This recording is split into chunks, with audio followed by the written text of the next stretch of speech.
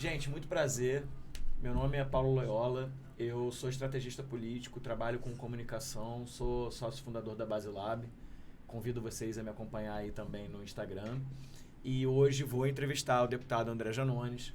A gente que já vem desenvolvendo um trabalho junto. Isso tem um certo acúmulo dessas nossas conversas também, né, deputado? E a gente quer desenvolver muito hoje essa ideia do janonismo cultural e de como a esquerda pode melhorar nesse campo. Então as perguntas vão ser feitas muito nessa direção. Se você tiver perguntas também, manda aí no chat pra gente. Eu vou estar acompanhando aqui, também posso fazer as perguntas do público, mas eu tenho bastante coisa para te perguntar, deputado. Bora. Vamos lá, vamos começar? Vamos começar. Maravilha. Então, deputado, eu sei que muita gente já te conhece, mas pouca gente sabe da tua história, né? Quem é você? De onde você veio? Como é que você se tornou esse cara referência para a esquerda? O microfone tá certo aqui? Certinho, pode falar. Bom, eu vou fazer um resumo aqui, porque eu já sou quarentão, acabei de completar 40 anos.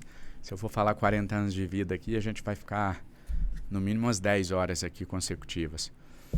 Eu sou nascido lá no interior de Minas Gerais, no Triângulo Mineiro, nasci em uma família muito simples. Minha mãe empregada doméstica, meu pai era uma pessoa com deficiência, era cadeirante, faleceu quando eu tinha 10 meses. Fui criado pela minha mãe, pelo meu pai de criação. Estudei a vida toda em escola pública. Quando terminei o 2º grau, fui aprovado em economia numa universidade federal e aí veio aquele dilema, né? Aí que a ficha caiu. Aí que eu tipo assim, eu tava até então negando a minha realidade, eu não queria enxergar aquilo, eu não queria me colocar a pensar, será que eu vou ter condição de ir para outra cidade para fazer o curso que eu quero? Eu fui só tocando. E aí a ficha caiu. Na hora que eu fui aprovado no vestibular, eu falei, bom, agora ou eu vou. Mas eu não fui, porque eu não tinha condições minha família não tinha condições de me manter em outra cidade, eu precisava trabalhar.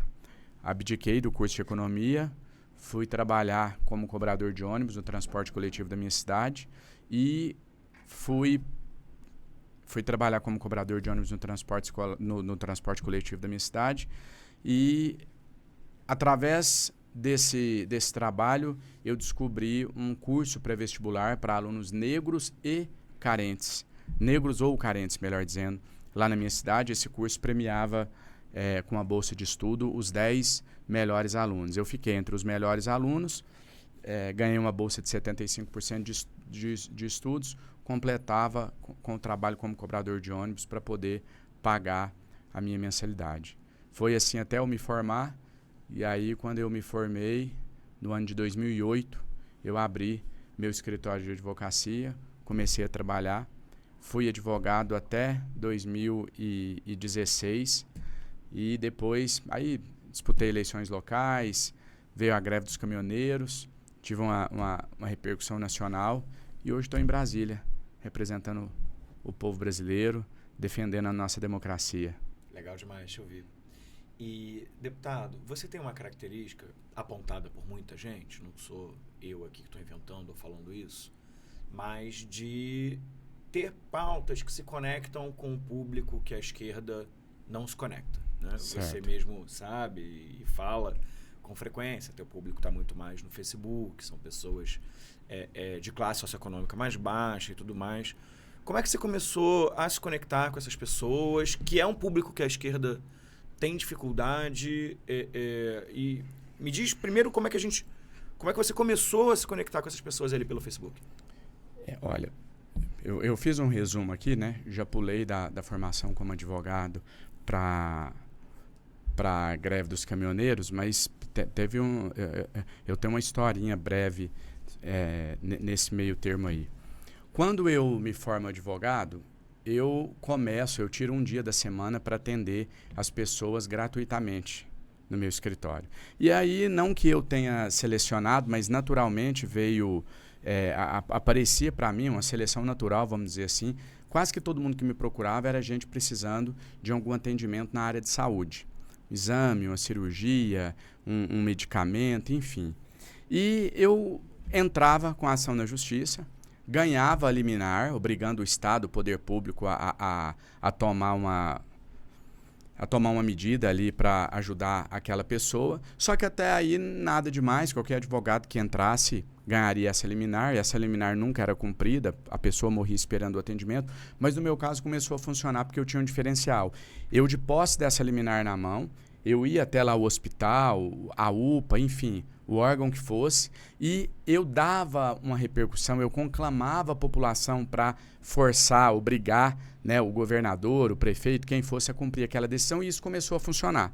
E vidas começaram a serem salvas.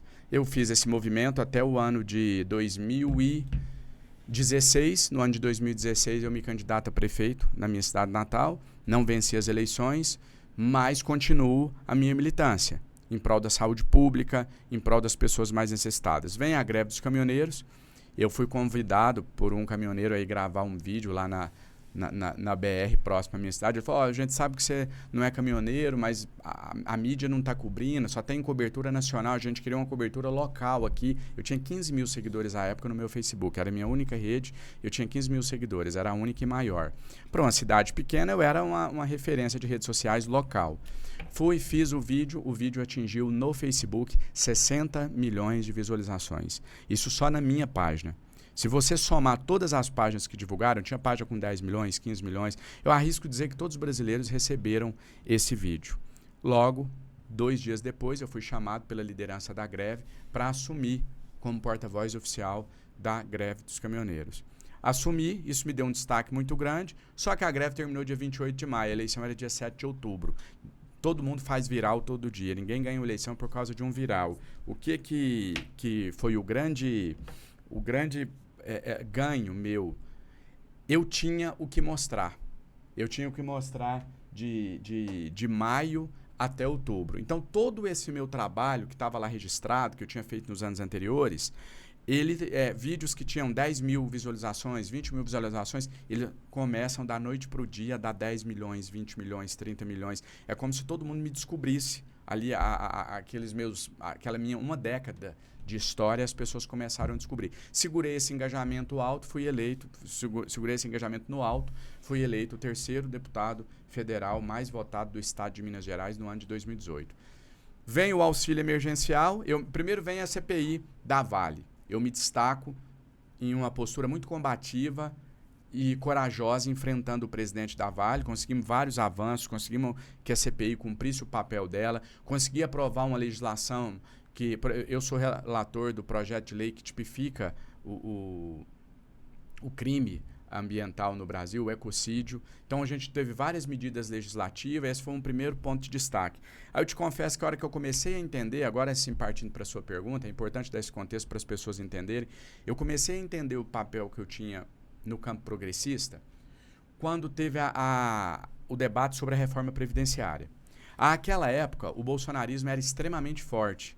Lembrem que a gente está falando aqui de março, abril, maio, junho de 2019. Joyce Hasselman ainda não tinha rompido com o governo Bolsonaro e assim por diante. E se você pegava lá, toda semana saía um ranking dos deputados mais influentes do país. Dos 10 primeiros, 9 eram bolsonaristas e eu era o único que não era bolsonarista. Dos 10 primeiros, 9 eram pró-reforma da Previdência e só um que era contra, eu. Então ali eu comecei a perceber a necessidade, porque eu era o único que fazia o contraponto nas redes, com um alcance. Claro que eu não estou menosprezando o trabalho de toda a bancada de esquerda, a bancada progressista, enfim, mas eles não tinham o alcance necessário para fazer um contraponto direto. Eu tinha esse alcance e consegui fazer esse contraponto no debate da reforma da Previdência. Depois veio o auxílio, que foi a grande marca, né? Eu fui um dos que aprovou o projeto que estabeleceu o auxílio emergencial no Brasil, mas mais do que apresentar projeto ou do voto favorável, a minha militância nessa causa. Então ali, Paulo, eu senti assim, eu sempre tive uma capacidade muito grande de sentir o que as pessoas estão sentindo. Eu consigo conectar, principalmente com o que eu chamo da base da pirâmide, né, com as pessoas mais necessitadas, ou como eu gosto de dizer popularmente, com o povão. Eu consigo conectar com eles de uma maneira muito fácil, muito genuína, muito verdadeira. E eu senti, assim que começou a pandemia, eu sentia nos meus ombros, nas minhas costas, o peso do que aquilo significava. E E eu te confesso que 2 semanas depois de começar a pandemia, parece que eu estava começando a ter vergonha de ser deputado. Porque eu sabia que eu tinha que pedir para as pessoas ficar em casa, mas eu não estava dando o mínimo nem para elas sobreviverem. E aí eu estava lá do alto dos meus R$33 mil mensais, que é que um deputado ganhava à época, e as pessoas mandando mensagem todo dia. Janones, pelo amor de Deus, me ajuda, faz alguma coisa, eu estou passando fome. Eu recebia mensagem muito forte. Eu me lembro de receber fotos de geladeiras vazias, áudios de mães chorando. E elas falavam assim, faz alguma coisa. E aí aquele desejo de fazer alguma coisa, mas fazer o quê? Eu não tinha nada que eu pudesse fazer de imediato, a não ser continuar brigando. Aí, quando a gente começou a discutir a proposta do auxílio, que começou a ver a possibilidade daquilo ser colocado em votação, aí eu olhava os outros deputados, inclusive do nosso campo, da direita, tanto faz. O pessoal usava a tribuna para falar na época era um assunto que estava em alta, escola sem partido, ideologia de gênero, e o pessoal passando fome em casa. E aí eu me lembro que teve um dia que eu estava em casa, eu tinha 1 ano como deputado, era o meu 2º ano de mandato. Eu falei assim, gente, não é possível que essas pessoas... E aí a sua pergunta foi em relação ao nosso campo, mas eu vou falar como um todo aqui, como a classe política como um todo, porque aí era o nosso campo e o outro campo. Eu falei, gente, será que ninguém está entendendo que nós temos 60 milhões de pessoas desesperadas, em pânico, sem saber como que elas vão conseguir comer amanhã, e a gente está aqui discutindo essas coisas. E aí eu peguei essa pauta e comecei a brigar, a lutar, e essa foi a pauta que as pessoas acham que é a militância pró-Lula, a militância pró-governo. Não é. A minha base eleitoral é o povão, é o que eu chamo de classe Z, a base da pirâmide, é quem realmente precisa de um Estado forte para sobreviver. E esse salto aconteceu na defesa do auxílio emergencial. Então eu fiquei com a marca na testa, que eu tenho muito orgulho, de o deputado do auxílio. Se você for na periferia, nas classes menos favorecidas, as pessoas até hoje me reconhecem assim, o deputado do auxílio emergencial. Um dia eu estava em Brasília, em um show de rock que eu gosto, e aí foi um intervalo entre um show e outro, eu fui fazer um lanche e tinha um rapaz da barraquinha, e aí ele me chamou e deu um depoimento emocionado. Ele começou a chorar, falou assim, se não fosse você, eu não tinha isso aqui. E aí ele falou, durante a pandemia, o auxílio que você lutou e garantiu que chegasse até nós é que me permitiu sobreviver. E aí ele contou toda uma história que levava lá a ele estar ganhando o dinheiro dele honestamente. Então eu fiquei com essa marca e aí agora sim, já vindo para os tempos atuais, essa luta pelo auxílio me coloca com 3 pontos no Datafolha, na pesquisa presidencial. Eu não cogitava, nunca tinha falado em ser candidato a presidente. De repente eu estou numa lanchonete, fazendo um lanche já de noite, Jornal Nacional na TV, a hora que eu olho lá, está o William Bonner divulgando uma pesquisa e está meu nome com 3% nas pesquisas. Foi muito impactante ali, foi uma virada de chave, aí o meu partido decide me lançar candidato à presidência, eu lanço a minha candidatura presidencial, e aí à época a gente tinha acesso à estratificação do Datafolha, né, das pesquisas, e é interessante dizer, isso aqui também é algo que eu me orgulho muito. Eu tinha 3 pontos no geral, mas quando você pegava a estratificação por renda, entre quem ganhava o auxílio emergencial, eu ocupava o 2º lugar na disputa presidencial. O presidente Lula tinha 60, eu tinha 11, Bolsonaro 9. Quando o presidente Lula me chama para conversar, não é pelo que eu demonstrava nas redes. O presidente Lula me chama para conversar porque a eleição estava muito acirrada e aqueles 3 pontos ele entendia que poderia fazer a diferença. Eu, sabedor do momento que a gente vivia no país, da importância daquele momento, não negocio. Eu lembro, Paulo, só te dar um detalhe aqui, eu lembro, eu sou muito bom com datas. O primeiro contato foi dia 13 de julho, até é uma coincidência, né? Dia 13, é a primeira vez que eu estou me atentando para esse detalhe. 13 de julho, eu recebi no meu gabinete a presidente do PT, Gleice Hoffmann. Ela já tinha me mandado alguns recados, precisava falar comigo. Aí esse dia eu falei, não, eu estou aqui no gabinete. Não, eu vou ir rapidinho. Fui lá.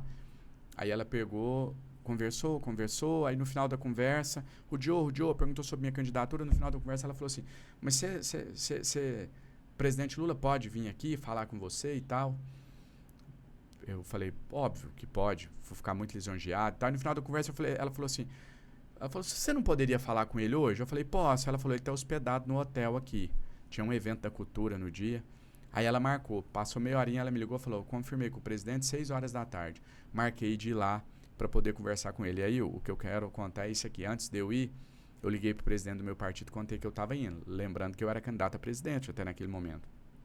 Ele pegou e falou assim para mim, eu te conheço, Eu sei o quanto o Lula é uma referência para você e conheço o Lula também. Eu sei o quanto ele é sedutor. Vai juntar a fome com a vontade de comer, a sedução dele com a admiração que você tem por ele. Vou só te dizer uma coisa, eu não vou falar para você ir nem não ir, mas só tenha certeza de uma coisa, não tem chance de você ir e continuar candidato a presidente. Se você sentar com o Lula em 5 minutos, você já tirou sua candidatura. Eu falei, não, que isso, não, nenhuma chance disso acontecer, pode ficar tranquilo. Cheguei lá e aí fui naquele dilema, né? Seguir meu coração ou fazer o que a racionalidade me manda fazer? E aí quando eu cheguei, conversamos um pouco, algumas amenidades até ele chegar, eu, a Gleice e mais 2 pessoas. Aí quando ele chegou com a cara bem séria assim, eu achei que ele ia chegar sorrindo, né, brincalhão. Ele falou, e aí, seu Janones, tudo bem? Pegou na minha mão, sentou. Eu já iniciei falando assim, eu falei, presidente, antes de eu vir aqui, todas as pessoas me orientaram a fazer um jogo duro com o senhor. Mas tudo que eu consegui na minha vida até hoje foi falando com o coração. Então, se eu errar, vai ser a primeira vez que eu vou errar por seguir essa estratégia, eu vou falar com o coração. Aí eu olhei para ele e falei assim, eu não posso, antes da gente conversar como 2 presidenciáveis, eu não posso dizer da minha admiração, do significado, do simbolismo que tem para mim, estar frente a frente com o maior líder político da história desse país e com um dos maiores líderes populares do mundo. Então, o senhor sempre foi uma referência para mim. Aí contei toda a minha história do interior. Aqui, Paulo, uma história que vai até mais do que a questão política em si, mas a questão de superação. Eu nasci, como eu falei, em uma família muito pobre. Eu sei o que é passar fome, eu sei o que é precisar trabalhar, eu sei o que é ver uma mãe limpar banheiro, passar roupa, tem até uma história engraçada. A minha mãe foi ter a primeira geladeira, eu não estou falando de ar-condicionado, não, geladeira, quando eu me formo advogado, em 2009. A primeira coisa que eu fiz com 2 meses que eu estava advogando foi comprar uma geladeira e dar para ela. A nossa casa era uma casa que a gente brinca que quando começava a chover tinha que sair para fora, porque dentro molhava mais do que fora. E nessa situação de miséria, de pobreza, por algum motivo que não se explica, eu sempre nasci com uma vocação política. Sempre sonhei em estar no meio político, sempre gostei de representar as pessoas, de dar voz, sempre fui muito corajoso, muito bélico. Então, militância, grêmio estudantil, representação de sala, depois participei da Bienal em 2007, que foi o meu primeiro contato assim, com outras cabeças pensantes e etc. E sempre com essa vocação política e tendo sempre o Lula, mais do que como uma referência política, como uma referência pessoal de superação. Então, quando eu me vi assim, naquela situação de miséria, naquela pobreza, de mal ter o que comer em casa, chegar ao final de semana, não ter nada para fazer, não ter condições de sair, o que eu puxava na memória assim, para me dar força, eu olhava para o Lula e falava assim, gente, esse cara passou uma situação muito mais difícil que eu. Nasceu lá no interior do Nordeste. Veio num pau de arara para a cidade grande. Se ele conseguiu, eu vou conseguir. Então ele me dava essa sensação de que se ele conseguiu, por que eu não consigo? Ele não é melhor do que eu também vou conseguir vencer. E eu me lembro quando começaram as primeiras armações contra o presidente, à época eu não era um ator político, sequer regional. 2005, quando surge o Mensalão, a primeira coisa que eu pensei assim, se isso for verdade, a história de superação não se apaga, ainda que seja verdade. Ele pode deixar de ser minha referência política, mas a referência de alguém que conseguiu vencer e se superar continuará sendo. E aí vem, então, esse momento, eu retiro a candidatura sem negociata, sem jogo, sem nada. O presidente até hoje é muito grato a mim por isso, todas as vezes que ele vai estar. A gente tem um presidente analógico, isso não é segredo para ninguém. Sinceramente, eu acho que o Lula nem sabe que eu tenho rede social, ele não sabe se eu sou bom em rede, se eu não sou. Todas as vezes que ele me chama para conversar, eu penso que o assunto é rede, nunca existe o assunto comunicação nem rede. Sempre que ele vai mencionar o meu gesto, a gratidão dele sempre é pela retirada da candidatura, sem colocar nem condições, sem fazer negociata. Eu acho que isso é o que ficou. E aí, agora sim, eu fiz toda essa introdução aqui, que é mais do que uma introdução, para responder diretamente a sua pergunta. Eu só caio a ficha, Paulo, do meu papel, eu vou te falar exatamente o primeiro dia que essa ficha caiu. No debate, o primeiro debate que teve, aquele que eu me atraquei com como é que é o nome lá do ministro, o ex-ministro do Meio Ambiente? Salles. Com o Salles.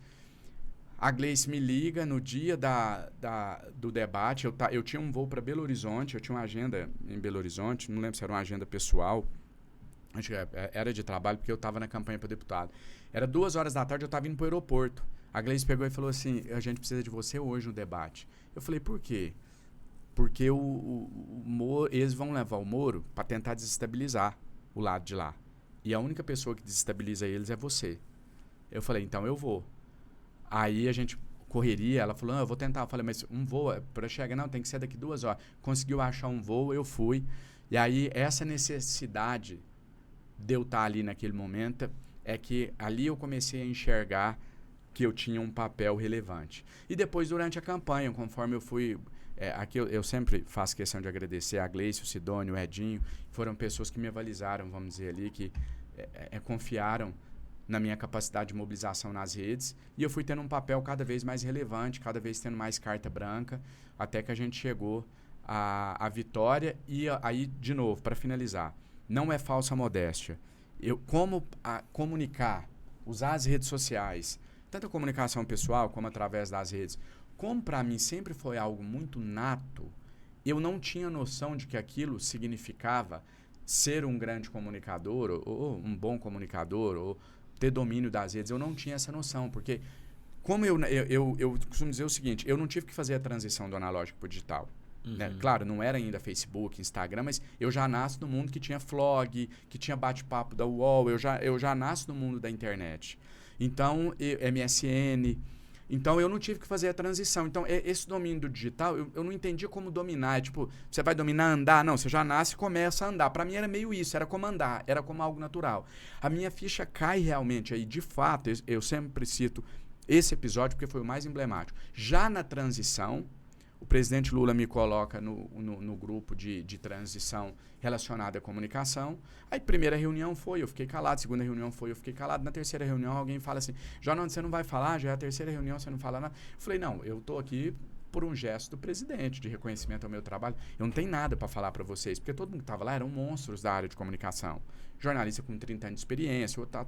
Aí, para minha surpresa, a pessoa pegou e respondeu assim, com o aval de todos, né? Pegou e falou, você tá louco, nós estamos todo mundo aqui, desde o primeiro dia, a gente tá aqui entre nós, extremamente ansioso para ouvir você falar. Você que tá aqui para ensinar a gente, porque em termos de comunicação moderna, você é o maior nome que o nosso campo tem hoje. Até acho que exagerou, mas enfim, foram as palavras que foram ditas. Ali a minha ficha caiu.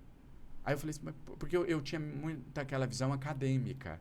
Eu não sou comunicador, eu não me formei em jornalismo, eu não me formei em publicidade, eu não manjo da área. Eu não tinha entendido ainda que aquilo que para mim era nato, era uma habilidade que poderia me classificar como um cara, um comunicador de rede e etc. Então foi esse dia que a minha ficha caiu, né? E aí também vendo os erros, as batidas de cabeça, aí é uma outra análise que a gente vai fazer. E aí eu quero partir exatamente desse lugar.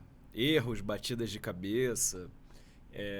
Eu também estou aí, pelo menos desde 2010, olhando para isso como militante de esquerda, tentando construir estratégias políticas. E todos nós do campo apanhando muito nesse processo, né? Eu vou te fazer duas perguntas que estão muito juntas uma com a outra, assim. Primeiro é um diagnóstico teu de por que você acha que a esquerda tem essa dificuldade de fazer esse diálogo com esse público, por exemplo.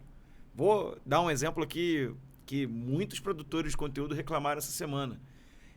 A gente viu o Cleitinho falar mais sobre a questão do gás do que vários deputados e ministros do governo, sabe? Então, queria um diagnóstico teu de por que você acha que isso acontece e, a partir desse diagnóstico, o que a gente precisa fazer? Como é que a gente amplia esse público, esse campo, sem abrir mão da nossa militância e dos nossos valores?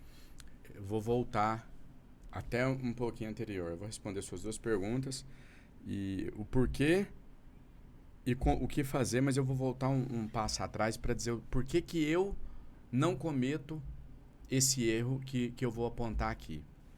Claro que às vezes cometo também, né? Ninguém é perfeito, ninguém é melhor do que ninguém, mas pelo menos eu tenho consciência. Quando eu cometo o erro, eu tenho consciência de que eu estou cometendo o erro. Isso é fundamental. Primeiro dizer o seguinte, Paulo, algo que eu te confesso, eu não tenho problema em te dizer que algum tempo atrás, alguns anos atrás, antes de eu entender realmente quem eu sou, quais os meus valores, teve um momento da minha vida que eu me envergonhava disso aqui que eu vou te dizer. Mas hoje eu não me envergonho mais, pelo contrário, hoje eu ostento, porque eu acho que isso contribui muito pelo relativo sucesso que eu tenho na minha vida política e no manejo das redes sociais, que é o seguinte: eu nunca pude me dar ao luxo de estudar algo que eu não fosse precisar no dia seguinte. Eu nasci, como eu disse, eu falei sobre a minha trajetória, eu fui uma dessas pessoas que não teve oportunidade e as pouquíssimas que tinha que agarrar com unhas e dentes. Então, a minha vida sempre foi apagar incêndio. Então, eu sempre precisei estudar, me dedicar ao que eu fosse precisar no dia seguinte. Então, por exemplo, eu nunca estudei filosofia. Por quê? Porque eu não ia precisar no dia seguinte. Então, por exemplo, eu termino o 2º grau numa escola pública e sempre com as melhores notas, e eu sou aprovado em 3 vestibulares. Então, eu me limitava a estudar o quê? O que eu precisava para aprovar no vestibular. Quando eu era cobrador de ônibus e fazia faculdade de Direito, eu acordava 4 da manhã, chegava no trabalho 6, limpava os bancos do ônibus para começar a trabalhar às 6h30, parar 12h30. Só que aí eu tinha que ir na empresa, fazer o caixa, voltar, eu chegava em casa 4. Até 4 da tarde eu não tinha feito nenhuma refeição ainda. A minha primeira refeição era às 4, para sair 6 e caminhar 7 quilômetros a pé para poder estudar. Sair 10h30 da escola, chegar em casa, caminhar mais 7 quilômetros, chegar em casa 11h30 e acordar 4. Eu tinha que jantar e acordar 4. Qual o momento que eu teria para estudar? Pouquíssimo. Aí você imagina estudar algo que eu não fosse utilizar lá no cursinho. Eu não tinha esse tempo. Na faculdade, a mesma coisa. Fui aprovado na OAB com a maior nota do estado. Tirei 88 em 100 na primeira fase e fechei a segunda fase. Estudando o que eu precisava estudar para a OAB. Quando eu me formo advogado, a mesma coisa. Eu tinha que me dedicar àquilo e etc. Então, eu vou fazer uma ligação com a sua pergunta. Eu nunca soube que eu era de esquerda. Porque eu não sabia o que era isso. E eu não tenho problema em dizer isso. E eu vou te dizer que eu cheguei no parlamento sem saber que eu era de esquerda. Eu sei agora porque me contaram. Eu era o que eu era. E eu lembro a primeira pessoa que me perguntou isso, eu estava como candidato a presidente já. Eu vou falar até o nome aqui, vou até citar o nome. A Natuza Neri, da Globo News. A gente saiu para conversar enquanto jornalista e um pré-candidato à presidência, para ela me conhecer. E aí ela me fez essa pergunta. Falei, Natuza, eu não sei te dizer.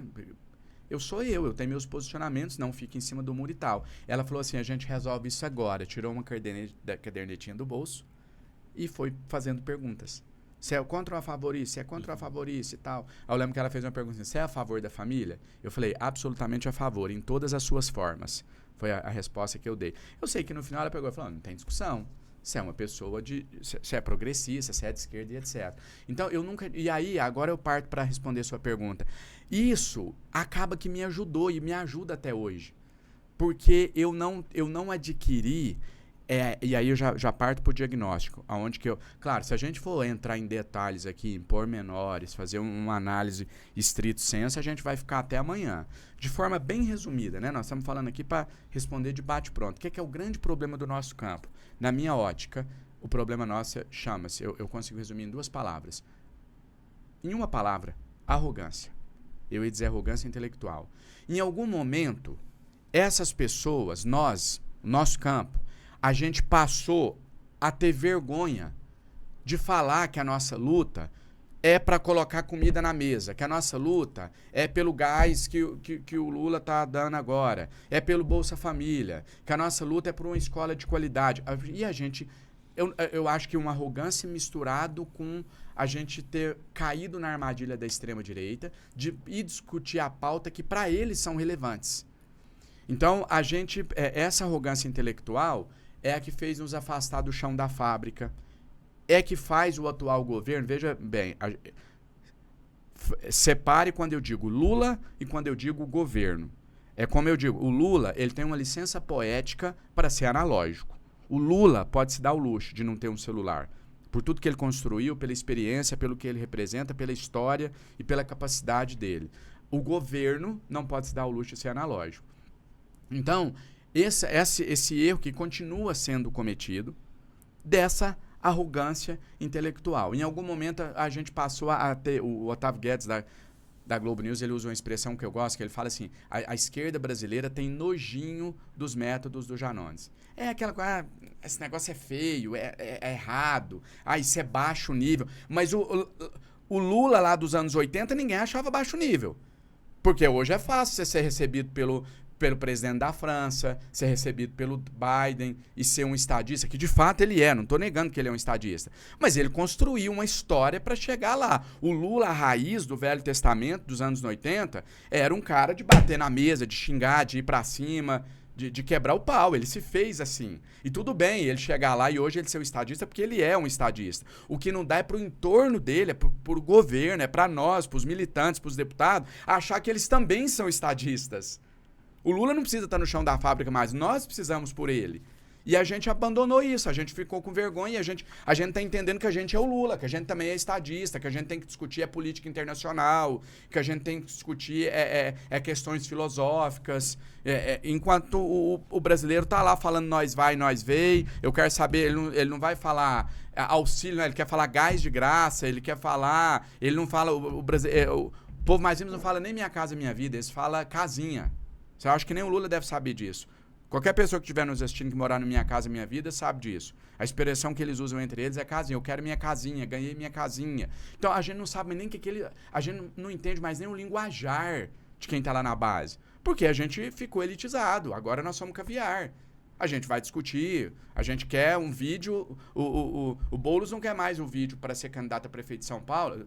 Exemplificando, viu? Nada contra o Boulos, muito pelo contrário. Estou falando para ilustrar, porque foi o nosso grande nome nas últimas eleições. O Boulos não quer mais o vídeo do cantor lá da periferia, lá, do líder do bairro. O Boulos quer o vídeo do Caetano Veloso, que deu 50 mil visualizações. E que o do Gustavo Lima deu 10 milhões. Ah, mas é o Caetano Veloso. Sim, eu também acho. Mas é o meu gosto, não é o da massa, não é o de quem define a eleição. Essa bolha nossa não define a eleição. O Caetano é meu amigo pessoal, a esposa dele é minha amiga pessoal, amo ela de paixão, sou fã do Caetano, toca na minha playlist hoje, e já comentei até isso com ele uma vez, né? Ele, cabeça aberta como essa, pode imaginar o quanto ele concordou.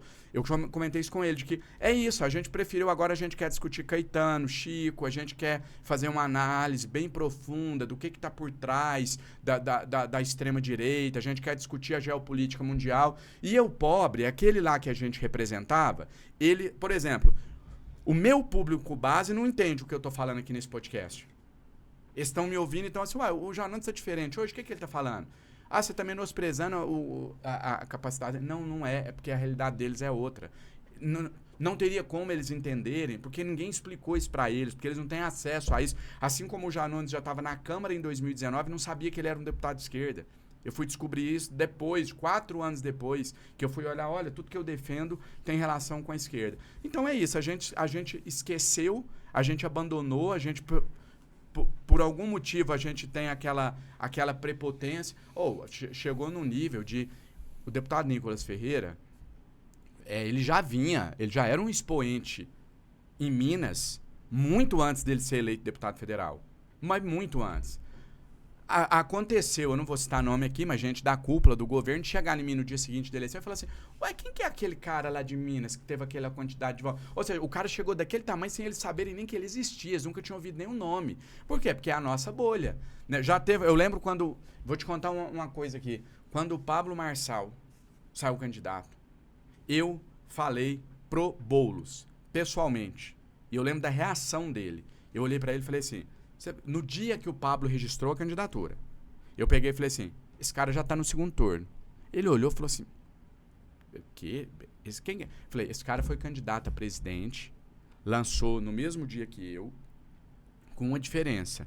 Eu coloquei 1.000 pessoas no meu lançamento, ele colocou 30 mil em um estádio cobrando. Ele já era muito grande, né? Ele já era gigante. Para quem não tem arrogância e enxerga quem tá correndo ali, voando abaixo do radar, a gente já via isso há muito tempo. Mas aí o que o nosso campo faz? O nosso campo, ele julga pelo intelecto dele. Então ele olha e fala assim, peraí, deixa eu ver quem que é esse Pablo Marçal. Esse cara é um louco, qual que é que ele fala? Não, aí ele olha de um outro lado lá, sei lá, pegar alguém aqui que eu gosto, alguém que faz um debate sério. Vou pegar de exemplo aqui o pastor Henrique Vieira, que eu gosto muito. Não, o pastor Henrique, agora sim, a diferença. Não, se vier uma disputa presidencial e o Marçal como o pastor Henrique, coitado, o Marçal nem pontua, porque o tanto que o pastor Henrique é melhor. Sim, eu acho. Só que na hora que eu faço análise, é como se eu saísse do meu corpo e analisasse como alguém de fora. Eu sei fazer análise como o André Janones, deputado federal, e eu sei fazer análise como alguém da base, alguém do povo. Na hora que eu olhar uma comparação dessa, eu falo, não, esquece. O Pablo vai ganhar de lavada nessa disputa. E não foi por um segundo turno, por um... Sim, não foi no detalhe ali. Ele foi no segundo turno, detalhe. entre aspas. Foi um empate. Vamos dizer assim, resultado o jogo muito empatou, impressionante. Aí você teve que disputar. Eu vou te ser sincero, eu surpreendi dele não ganhar. Uhum. Eu cheguei a acreditar em algum momento, e acho que ele pecou, e teve uns erros muito graves ali, a questão do atestado falso e etc. Sim. Mas eu cheguei a cogitar, não vou dizer que eu cravei, mas não me assustaria ele ganhar no primeiro turno. Se em algum momento ali ele sabe, ele teve aquela onda, se em algum momento ele sabe ali dar uma chegadinha pro centro e assustar um pouco menos, a chance ela existiu, dele não só ir pro segundo turno, dele ganhar. Ele tinha uma rejeição muito grande também. Ele tinha uma rejeição muito grande e ele não conseguiu quebrar. Mas tinha essa chance, é isso que eu tô querendo dizer. Tinha a chance dele ser prefeito de São Paulo. Sim, tinha. Tinha a chance dele ser o próximo, dele estar hoje governando a cidade de São Paulo. E o nosso campo não assistiu, não viu nada. Entendeu? Eu posso dar 300 exemplos aqui. O senador Cleitinho. Eu não consigo conceber como é que as pessoas assustam. O Bolsonaro me fez concordar com ele pela primeira vez na vida quando ele deu uma declaração, quando ele foi em Minas há 6 meses atrás, que ele falou assim, se a eleição fosse hoje, o Cleitinho estava eleito por WO. E eu vou discutir isso com jornalistas, não, é aquele cara que faz os vídeos do gás, é arrogância intelectual. Porque está muito conectado ali com dores muito reais da população. Né? Como resolver isso? Como sair disso? Aí vamos entrar nessa. É a questão. Primeiro, eu só vou fazer uma correção aqui em relação ao que eu próprio falei. O que eu quis mostrar com toda essa fala é dizer o seguinte. A esquerda está numa bolha. Correto? Correto. O problema é esse? Não. O problema não é esse. Sabe por quê, Paulo? Todos nós vivemos em bolhas. Eu vivo em bolha, você vive em bolha. Bolha é aquela realidade que é a nossa e que a gente acha que é a realidade do mundo. Né? Só da gente achar que a gente realmente tem problema, que a gente é relevante, que o mundo vai parar se a gente morrer, já mostra que a gente está numa bolha. A nossa bolha pessoal ali, porque só vai mudar o nosso mundo, de ninguém vai mudar. Então, o problema não é estar numa bolha. O problema se dá quando você não sabe que está na bolha. É quando eu falei a questão do erro. Não tem problema você cometer erro, desde que você saiba que cometeu um erro. A questão é você saber que está numa bolha. A turma que está lá no Twitter militando, a nosso campo, eles não sabem que está numa bolha. Eles realmente acham que alguém está preocupado com aquilo. As pessoas não sabem, Paulo, que existe Twitter. Eu não estou dizendo que elas não usam. A massa não sabe que existe. É uma das redes com menor penetração aqui no Brasil. Não sabe que existe. Então, a gente... Ainda que seja uma rede importante para formar opinião e tudo mais. Ela é importante para a sua bolha, mas ela é importante dentro da bolha dela. Dizer que algo é uma bolha não é algo pejorativo. Significa apenas que o alcance é limitado àquele mundo. Então, o nosso campo, primeiro, ele precisa entender que ele está numa bolha. Que a realidade dele não é a realidade do outro. Que aquele cantor ali que ele ouve fala, não, isso aqui é um lixo, realmente para ele é um lixo, mas não significa que a verdade dele é absoluta, que aquilo é um lixo para todo mundo. Né?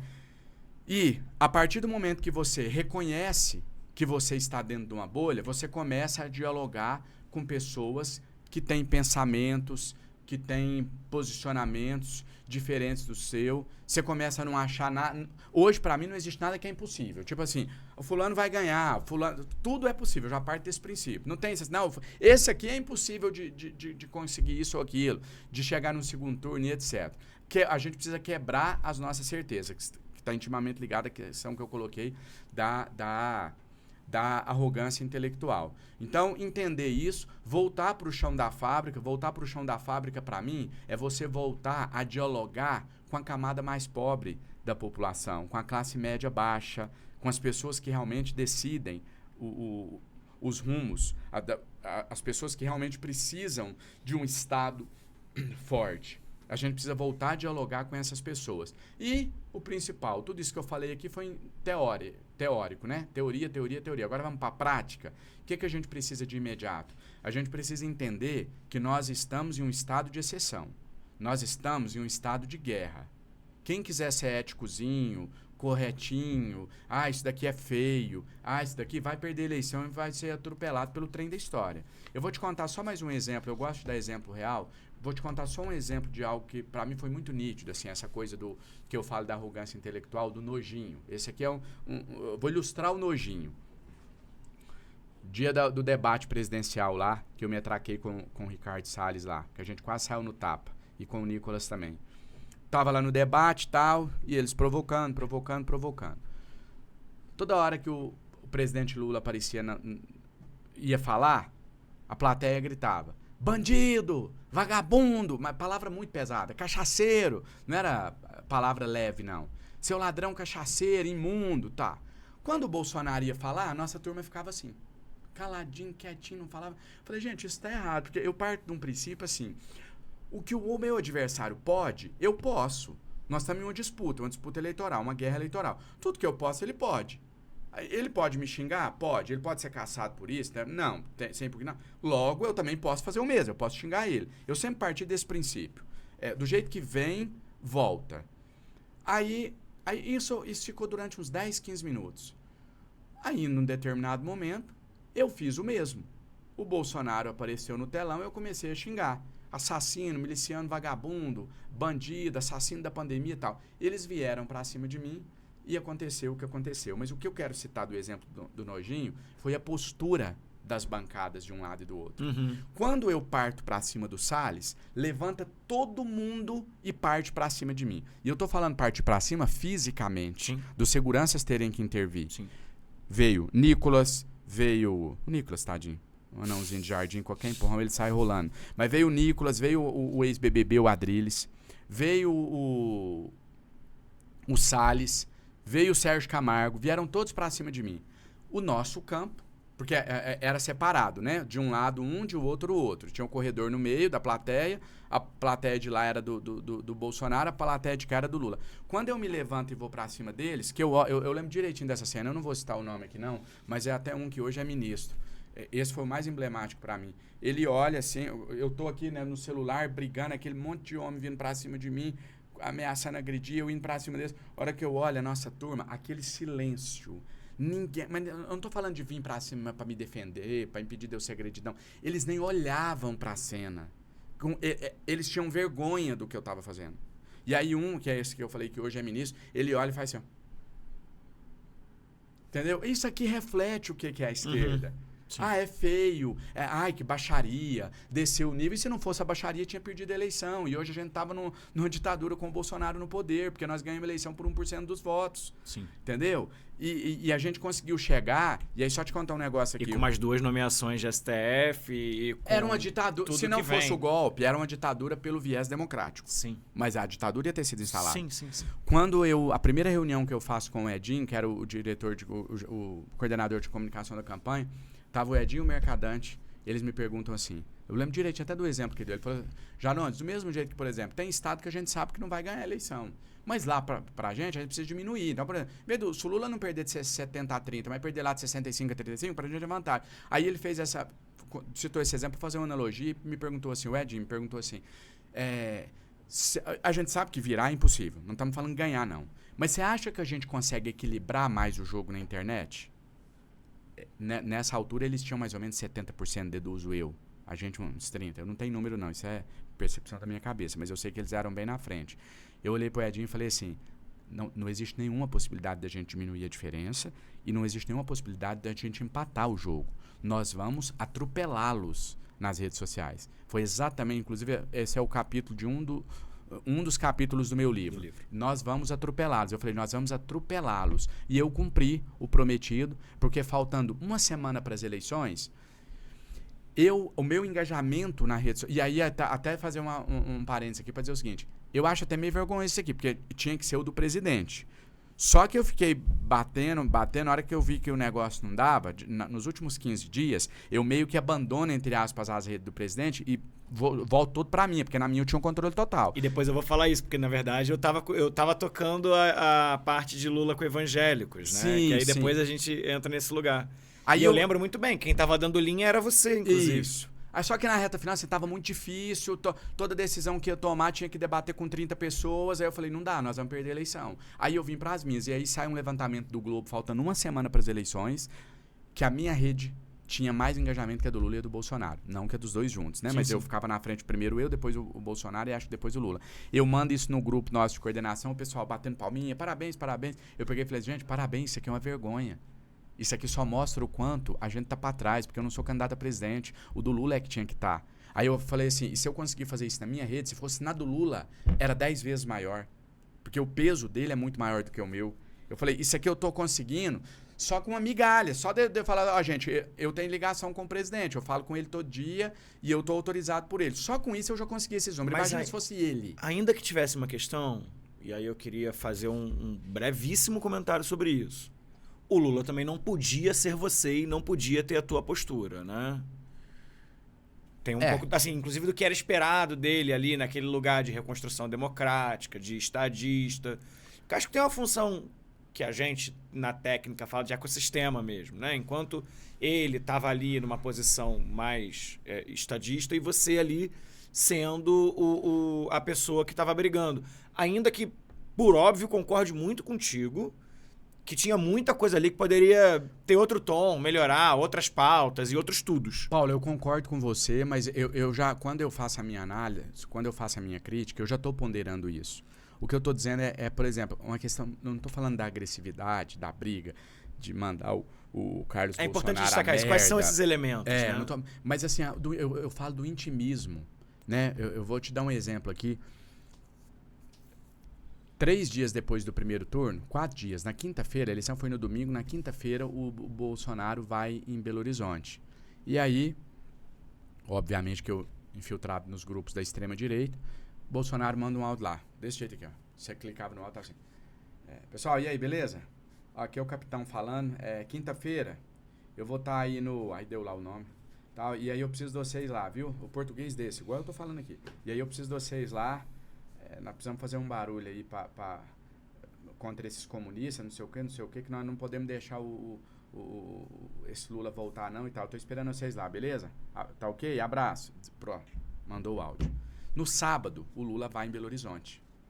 Eu não cuidava dessa parte, mas o pessoal lá me mandou no dia, né? Ó, fizemos o áudio do Lula e tal. O áudio era assim. Via um locutor e falava assim, atenção, o presidente Lula estará nesse sábado na Praça da Liberdade, venham. Aí vinha a musiquinha, Lula lá, entendeu? Então você não precisa falar mais nada. Sim, entendo demais. Aí eu entendi, eu rodando, eu sou do interior de Minas. Minas tem 853 municípios. A gente tem município em Minas, Paulo, de 2.000 habitantes, de 3.000 habitantes. Isso aí também é outra escola para mim, porque eu acho que quem nasce numa capital nunca vai entender o que é uma cidade de 2.000 habitantes. Uma cidade. Tem prédio que tem isso. É uma realidade absolutamente diferente.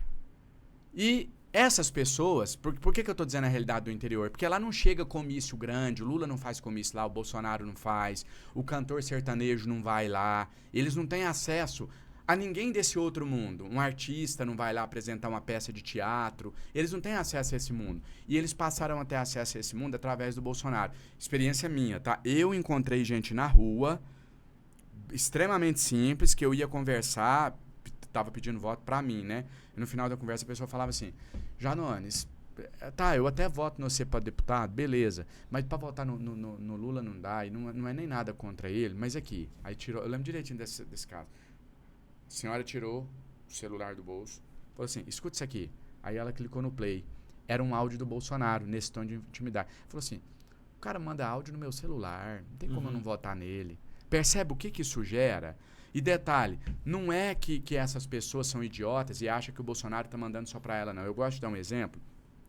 Quando você vai ver um filme ou novela, você sabe que tá cheio de câmera ali por trás. Mas você se permite viver a fantasia ali daquele momento. É isso que o Bolsonaro proporciona para essas pessoas. Elas sabem que aquilo ali não é só para elas não chegam a esse nível de ignorância. Dá a sensação de proximidade Dá a sensação real. de proximidade, o cara manda um negócio aqui. Quer dizer, não tá lá na rede aberta, veio para um celular que no é o país meu. que mais manda áudio no mundo, que é o Brasil. Exato. Né? Exato. Então é isso que eu cobrava, esse intimismo. Ó, eu tive uma oportunidade de testar isso que eu tô te dizendo. Porque teve um dia que eu consegui o presidente, eu falava, presidente, se o senhor mandar isso aqui, o senhor não tem noção do que é que vai acontecer. Teve um dia que eu consegui. Tá até aqui, se pegar no histórico, de 4 anos atrás, vai achar. Aí ele fala assim, eu falo, manda aqui, presidente, por favor. Aí ele pega e faz. Ô, gente, eu tô aqui com o Janones, ele tá mandando vocês compartilhar um vídeo aí, vocês compartilham, tal. Esse vídeo, que eu não vou me lembrar qual foi o que mais teve compartilhamento em toda a câmera. Porque você tá vendo o negócio? Não é, tem gente que acha, Paulo, que até superestimando a minha capacidade, eu fico lisonjeado, mas isso não é verdade.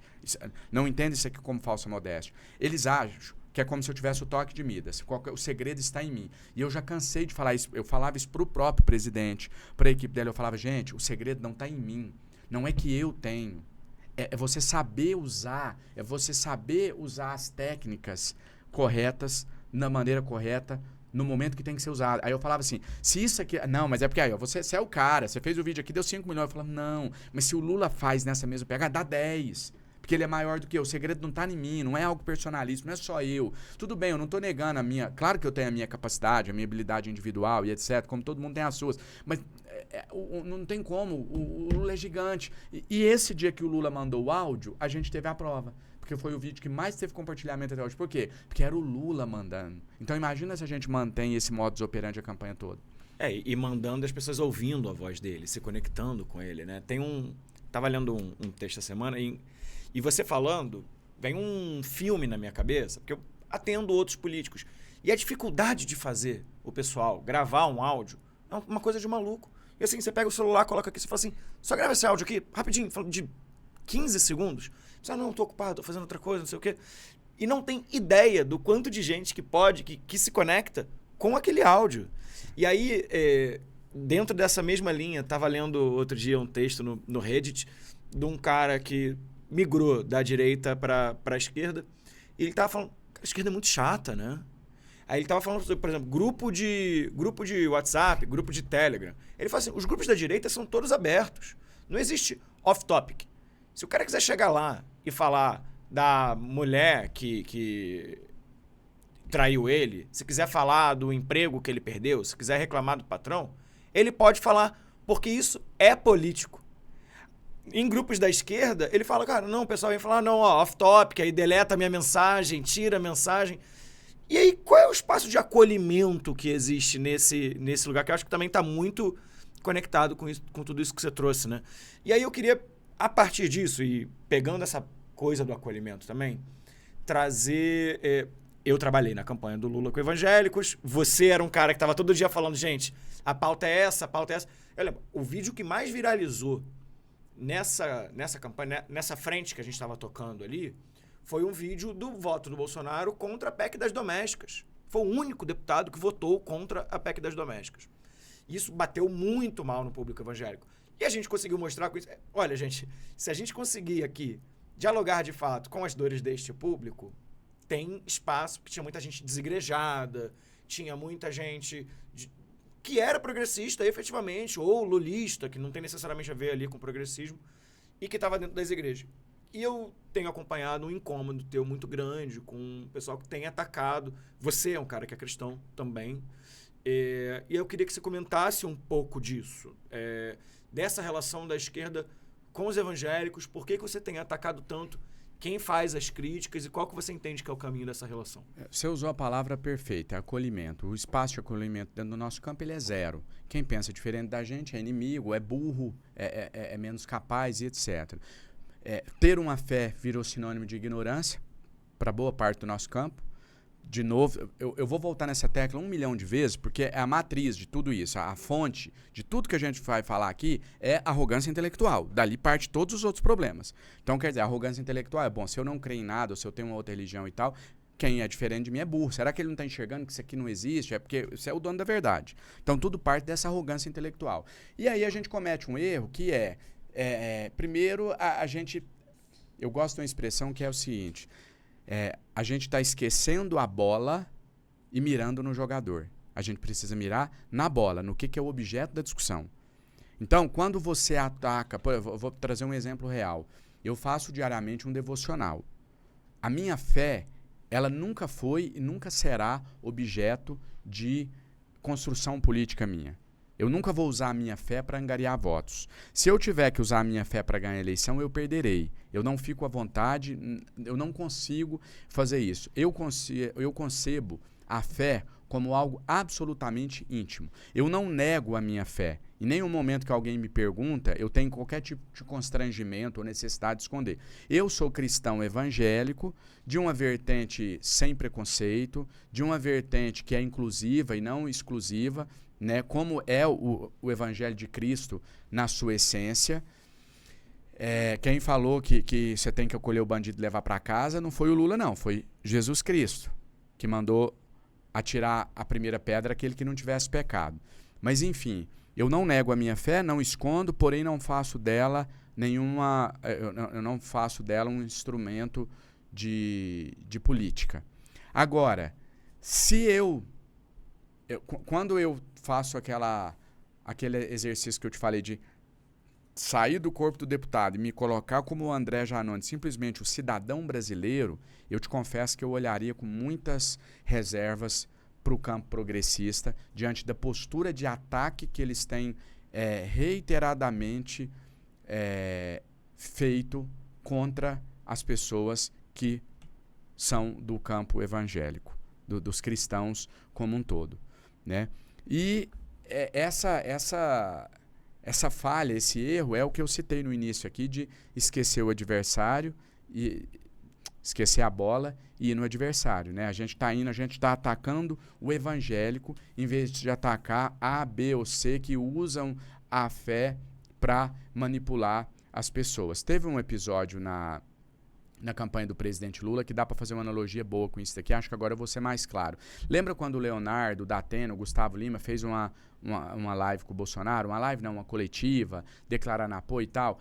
Ali foi um dos momentos que, dentro das minhas limitações, obviamente, eu acho que eu contribuí para estancar, porque o nosso campo veio todo para cima do Leonardo, batendo no Leonardo, nunca mais ouço Leonardo. Popular, eu falei, gente, que idiotice. E aí eu tentei alertar e acho que eu consegui um pouco. Eu falei assim, eu nem sou fã, falei para causar, não, mas falei, você é fã do Leonardo, continua fã do Leonardo, não muda nada, continua ouvindo as músicas dele, isso aí é só o posicionamento político dele, eu discordo do posicionamento político dele, mas continuo sendo fã dele. É isso que vocês têm que falar. Porque, entende? Aí você vai pra cima do cara. Aí todo mundo que gosta do cara já fica contra. Essa é a analogia perfeita para ser usada com aquilo que está sendo feito no meio evangélico. Você tem 99% dos evangélicos não são pastores, são fiéis. E mesmo que você ache que aquela pessoa está sendo manipulada e enganada, ela vai deixar de ser manipulada e enganada se você acusar ela? Se você chamar ela de idiota, se você chamar ela de psicopata, aí que essa pessoa vai falar, não, agora é a confirmação de que eu tô do lado certo, que eu tenho que a esquerda é do diabo, ela é do demônio. O que ela tá fazendo? Ela tá vindo para cima de mim, tá vindo para cima de Deus, não gosta que fale em Cristo e etc. Então não é um ato de inteligência. Teve um episódio essa semana, alguns jovens de um colégio militar entregando a vida para Jesus. Para quem é cristão, o ato de entregar a vida para Jesus é a conversão, é você dizer, olha, eu creio em Jesus Cristo e me coloco para segui-lo. Como se fosse a comunhão da Igreja Católica. Como se fosse uma comunhão. Normalmente antecede o batismo, enfim.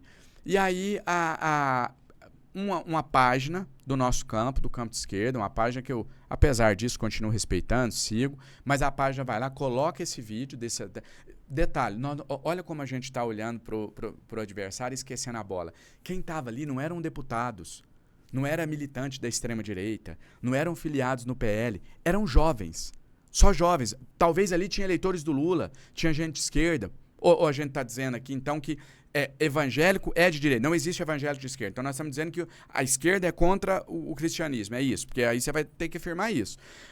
Você coloca lá, nenhuma conotação política, tinha lá, sei lá, 100 adolescentes lá, entre 13 e 17 anos, entregando a vida para Jesus. A página de esquerda posta com a seguinte legenda: mais um exército de psicopatas sendo formados. Alienados juvenis, algo assim, alienados juvenis entregando a vida para um pastor ficar milionário. Percebe o impacto disso? Quando eu vi, por exemplo, né? Tipo assim, eu sou superior. Olha, você está dizendo que se você seguir Cristo, você é psicopata. É isso que a mensagem está falando. E você está dizendo também que todo mundo que acreditar naquele pastor é um idiota. Percebe que você se coloca num pedantismo? Olha, você está dizendo que acreditar naquele pastor é ser idiota. E é interessante como a direita faz isso, e o Olavo ajudou muito nesse processo, que eles vão adjetivando de uma maneira a caracterizar aquele campo, né? Não é só o comunista. Não é o comunista que tá comendo criancinha, né? Não é aquele movimento ali. É sempre assim. O comunista que vai destruir sua família. O comunista que quer ver seu filho usando droga. De uma forma palpável. O comunista que é corrupto. Né? Tem sempre essa conexão com esses elementos que eles estão marcando dentro desse lugar. Não é o comunista pelo comunista.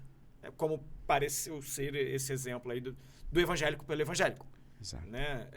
Então... Olha, quando você, por exemplo, esse aqui já aconteceu. Estou dialogando, fazendo política e tal, e eu estou numa mesa que tem, por exemplo, homossexuais, pessoas de religião de matriz africana. Aí no final da conversa, depois das pessoas verem meu posicionamento e tal, às vezes tem alguns comentários tipo assim: nossa, eu fiquei muito surpreso com você, porque assim, me falaram que você era evangélico. Olha o que essa fala está embutido. Significa que ser evangélico necessariamente é uma regra. Significa condenar homossexuais, condenar pessoas que professam uma fé diferente da minha? É isso? Eu estou partindo... Se você fala essa frase, imaginei que você era evangélico, estou achando estranho, porque você já está partindo de uma colocação que é a que a extrema-direita vende.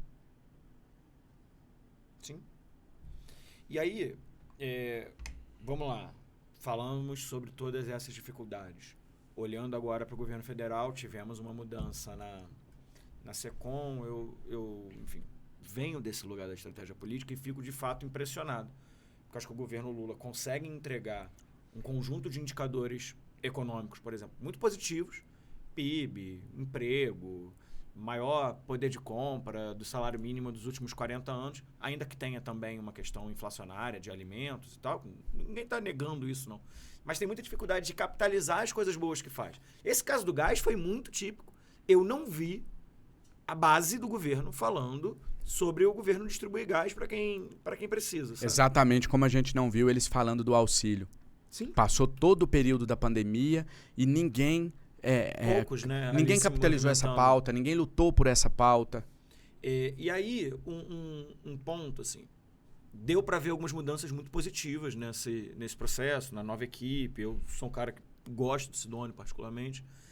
Mas o que você acha que ainda está faltando, Jonones, para... Qual seria um próximo passo? Você, como parlamentar, como base, como conexão ali nesse processo, o que você acha que está faltando ainda mais para melhorar? Porque já melhorou ali uma questão da linguagem, da humanização, eu acho que assim, a parte de tendência, né, de técnica, avançou razoavelmente. Assim. Eu sou bem pessimista em relação ao meu prognóstico com o futuro do nosso campo. Se a gente não der uma sacudida, uma mudança de rota, pelo seguinte, a competência e capacidade do Sidônio é absolutamente indiscutível, pela história dele, por tudo que ele já entregou e até pelo pouco tempo que ele já assumiu, é só você olhar os números do que aconteceu nas redes do presidente. Com o número não se discute, melhorou, ponto final. O grande problema que mantém o meu pessimismo vivo é o fato de que o nosso campo, o problema do nosso campo, ele não se resume ao Lula, ele não se resume ao Sidônio, ele não se resume à bancada de deputados federais. É todo um pensamento, entende? É muito mais amplo. Se amanhã o Lula decidir virar o blogueirinho e resolver tudo, não vai mudar. E aí eu concordo contigo, mas... E aí como é que trabalha, então, nesse campo mais amplo? A gente precisa de... primeira coisa, a gente precisa... Sei que eu estou sendo repetitivo, mas é porque, para mim, de novo, é a semente de tudo. Deixar a arrogância de lado, colocar a sandália da humildade, descer lá embaixo para conversar com os operários. Você não consegue, Paulo, falar, por exemplo, você falou que ninguém explorou a pauta do gás, ninguém está batendo na pauta do gás. Sabe por que ninguém está batendo na pauta do gás? Porque não tem como você saber o que é relevante lá na base se você não estiver lá. Então, assim, se a gente tivesse, ao invés da gente estar aqui no Palácio do Planalto no dia 8 de janeiro, abraçando a Praça dos Três Poderes ali, em homenagem à democracia, se a gente tivesse lá na favela, sentado com a beneficiária do Bolsa Família, entendendo por que ela, mesmo recebendo o Bolsa Família, não vota no Lula e vota no Bolsonaro, que é contra o Bolsa Família, aí a gente começaria a estar no caminho certo. Enquanto a gente não deixar a empáfia de lado e não entender que o Lula é o Lula, nós não somos o Lula, nós temos a responsabilidade de tocar lá na base, porque o Lula é um senhor de 80 anos de idade que já deu o que tinha que dar, já fez o que tinha para fazer, e agora a gente é que tem que carregar o piano enquanto ele exerce o papel de estadista. Enquanto a gente não entender isso, a gente não vai conseguir sair do lugar. Então passa por uma questão primordial para mim, que é conscientização. E aí, como eu disse, a solução não é trocar o ministro, não é isso. Isso passa por todo um campo. Vamos para um exemplo prático? A gente está falando muito aqui lato sensu, é muito genérico. Tá? Agora vamos falar bem estrito sensu, bem específico, prática. Né? Um dos principais, para não dizer o principal ponto que eu acho que a gente precisava melhorar. E eu falei, isso daqui eu falei a campanha toda, falei depois da campanha, e eu me lembro que no primeiro mês, março de 2023, os primeiros meses do governo, primeiro mês da Câmara, eu tive uma reunião com a bancada do PT, a Gleice estava presente e eu falei sobre isso, que esse era o nosso grande desafio no governo que então se iniciava, que chama-se unificação das pautas. A extrema-direita é unificada. Hoje nós vamos triturar a reputação do Janones. Pode cair um meteoro, pode ter um ataque às Torres Gêmeas igual foi lá nos Estados Unidos, ninguém vai desviar o foco. Hoje o foco é só destruir a reputação de Janones. Trituramos ele, amanhã a gente fala de... E aí amanhã também já não volta nele. Eu concordo muito contigo. E aí quero fazer uma pergunta em cima disso. Por que a direita faz? Por que a esquerda não faz? E qual é o caminho para a esquerda fazer? Porque a esquerda é soberba. Eu não preciso... Não, peraí. Eu sou o deputado. Eu sei o que Mas aí a luta está perdida, não tem o que fazer? Não, eles não se identificam coletivamente, eles se identificam individualmente. A solução passa por conscientização. Pra mim é isso. Não tem como você obrigar alguém a fazer. Né? Talvez se estivesse levando cacetada aí num camburão, tivesse hoje uma ditadura instalada nesse país, talvez aí teria acordado, né? Mas aí com um preço muito alto. Talvez era isso que tinha que ter acontecido pra gente acordar. Porque a gente não tem essa noção do coletivo. Entendeu? Um dia eu já perguntei isso internamente. Eu não sou do PT, mas tem boas relações. Eu já perguntei, agora, recente, há 3 meses atrás, eu falei assim, aquela vez lá a gente reuniu, por que não foi feito? Porque assim, o PT tem uma capilaridade, o PT tem vereador lá na cidade de 2.000 habitantes, como ela tem em São Paulo, capital, ela tem deputado federal. Eu falei, por que não dá um comando? Hoje eu falei, porque não segue. Entendeu? Porque tem um preconceito, uma coisa que eu vejo muito na militância da esquerda, eu já trabalhei muito com o PSOL, muito com o PT, PSB, PDT, tem um preconceito com a questão das redes também, não tem, Janones? Sim, assim, tá dentro da arrogância. Isso aí é superficial. Que me parece, inclusive, também ter sido um erro grande do início desse Lula 3, confiando muito nesse processo também da imprensa tradicional, no momento que o mundo tá mudando muito rápido, que tá todo mundo com um celular na mão, que todo mundo hiperconectado, viciado nesse troço. Tem um filme que eu gosto muito, que foi indicado ao Oscar em 2024, não ganhou o Oscar de melhor filme, mas levou se eu não me engano, de melhor roteiro, que chama Ficção Americana, que é basicamente, de forma bem resumida, sem dar spoiler, é a história de um escritor, ele trabalha muito a questão do racismo também, mas traz a história de um escritor que ele vive um dilema.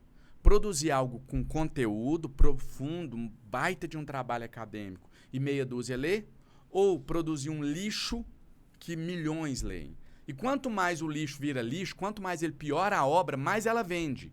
Porque conecta direto com a base, que é a maioria das pessoas que não tem as oportunidades que outros têm, que não tem condição de ter uma educação de qualidade, etc. Então, o governo optou, nesse exemplo que eu dei aqui, pela obra acadêmica. Então, o governo está trabalhando com um cenário utópico. Ele está trabalhando o país que ele queria que existisse. O mundo, não é nem o país, o mundo que ele queria que existisse. Só que esse mundo não existe mais. Em todas as entrevistas eu dou esse exemplo e vou dar mais uma vez, porque encaixa com o que eu estou dizendo. A música do Belchior, Como Nossos Pais, no trecho. É você que ama o passado e que não vê que o novo sempre vem. O novo, ele vem. Se você ficar na frente, cruzar os braços, você não vai impedir ele de passar, ele vai te atropelar. Você vai ser jogado no chão e ele vai, do mesmo jeito. Você pode optar por caminhar junto com ele, seguindo o trajeto dele. É isso. Né? Eu sempre gosto de comparar também com quando... Não sei se vocês lembram, eu não era parlamentar, mas lembro de acompanhar de casa. Quando o Uber chega no Brasil, taxistas lotando a Câmara dos Deputados, achando que iam impedir, e alguns deputados comprando... Não vai. Vai atropelar os deputados, o presidente da República. É a mudança, é o novo. Quando eu cheguei na Câmara em 2019, teve um levantamento que dos 503 deputados, eu não vou lembrar o número exato, mas, por exemplo, 350 usavam redes sociais. Ou seja, tinha mais de 160 que não tinha nenhuma rede. Nessa agora legislatura não existe um parlamentar. Ou seja, os que resistiram é os que não, vou cruzar o braço. O novo não vem. Eu não vou aderir à rede social. Meu amigo, você vai ser ultrapassado, só isso. Você nunca mais ganha eleição e ninguém lembra que você existiu. É só isso que vai acontecer. É a mesma coisa. O governo ainda não entendeu que ele não tem a opção de rede social ou imprensa tradicional. É rede social. Ele não tem a opção de comunicar rápido ou lento. É rápido. Ele vai fazer isso ou ele vai ser engolido. Ninguém está dando a ele o direito de escolher. Aí, Paulo, para fechar, quando as pessoas me falam, eu discordo do seu método, eu ouço isso muito. A resposta minha, que já está na ponta da língua, eu falo, então somos dois. Eu também discordo absolutamente dos meus métodos e lamento que eu tenho que recorrer a eles. Mas enquanto a gente tiver em uma guerra, eu vou recorrer a ele. Eu sou contra o uso de arma de fogo. Se amanhã tiver uma guerra bélica, eu vou pegar uma arma de fogo. Isso não é hipocrisia. Isso é necessidade. Isso é reconhecer as suas limitações para o momento. Na introdução, lá na epígrafe do meu livro, está a frase do Raul Seixas. Arapuca está armado e não adianta de fora você protestar. Se você quer entrar num buraco de rato você tem que transar. Em outras palavras, é isso ou é isso? Ou eu vou chamar o Carlos Bolsonaro de seu merda vagabundo, ou ele vai continuar tripudiando em cima de mim. Ou eu vou destilar o ódio também quando for necessário, porque o algoritmo está programado para responder bem ao ódio, ou eu vou me tornar obsoleto no debate. Não, Janones, mas isso é horrível para a democracia. Você não acha? Não, acho. Mas isso é péssimo para a qualidade do debate político. Você não acha? Acho. Me dê outra opção, então. Me dê um caminho para poder vencê-los sem usar as redes, com o puritanismo. De curto prazo, é isso. Essa é a solução de curto prazo. A solução de médio e longo prazo é a gente... Passa, né? Não que seja a solução. Dentre vários pontos que a gente discutiu aqui, eu acho que passa pela regulação das redes sociais. Enquanto isso não acontecer, vai ser um campo de vale tudo, e se eles podem tudo, eu também posso tudo. Simples assim. E aqui o pessoal cheio de dedo para falar disso, e nos Estados Unidos os caras bloqueando o TikTok porque não queremos. Não queremos. Não. Interesse nacional. Sabemos que não é interesse nacional. Exato. Você jogou por terra todo o discurso deles, né? Sim. Mas, de liberdade de expressão. Joga por terra, mas nem chega para as pessoas, não né? Chega. Continuam achando ali Estados Unidos esse grande defensor da liberdade de expressão, da democracia. Olha, como que você vai discutir as pautas que movimentam as pessoas se você não tem contato com essas pessoas? O Bolsonaro está lá no celular delas. Ele sabe o que elas falam. Elas sabem o que o Uber conversa. Eles sabem qual que é o que o Uber quer ouvir, o que o entregador do iFood quer ouvir. Nós estamos com ministro falando numa comissão de acabar com o iFood. Sim. Olha o nível que nós estamos. Como é que nós vamos entender o que as pessoas querem? Deixa eu partir disso para a gente falar um pouco sobre a questão da escolha das pautas. Né? Um incômodo enorme meu. Assim. Você pega todas as pesquisas. Eu acabei de fazer um levantamento, envolvi dezenas de pesquisadores, levantei todas as últimas Quali, fizemos raspagem de dados. Se você juntar tudo isso, ouvindo o grande Brasil, você vai ver que as grandes preocupações são corrupção, são segurança pública, né? São questões ligadas até à questão ambiental, aparece ali de maneira bastante razoável. Questões ligadas a valores, família, drogas, tudo mais, aparece muito também. E que são pautas que a gente... E economia, por óbvio. E que são pautas que a esquerda tem muita dificuldade para dizer o mínimo aqui, né? Para a gente não ser repetitivo no lugar da empáfia. Acho que a empáfia é ponto comum, tá pacífico, entendo, é isso. fomos formados na academia, fomos formados nos sindicatos, a fazer esse enfrentamento e tem uma dificuldade, de fato, de entender que, inclusive, o modo de distribuir mudou. Agora, a esquerda tem muita dificuldade nessas pautas, né? Como é que você vê caminho nelas? Corrupção, segurança pública, economia?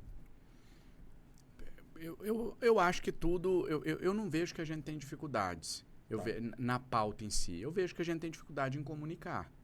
Né? Esses dias eu li uma matéria do Globo dizendo assim, nem tudo se resolve pela comunicação. Infelizmente, frise-se o infelizmente, porque para mim isso é reflexo de uma sociedade vazia, sem conteúdo, uma sociedade que reflete o que a gente acabou de citar do filme Ficção Americana, mas o fato é que, infelizmente, hoje se resolve sim só com comunicação. Se resolve sim só com narrativa. O que tem de prefeito TikToker no Brasil não está escrito, virou uma febre agora. O prefeito ganha a eleição, não é que não faz nada, mas ele continua só tocando o que estava. Mas agora tudo com um videozinho engraçado, o cara vira ídolo. Isso tá viralizado pelo interior do país, por todas as cidades. Agora não é mais que o fulano, o ciclano, o beltrano, não, é um monte.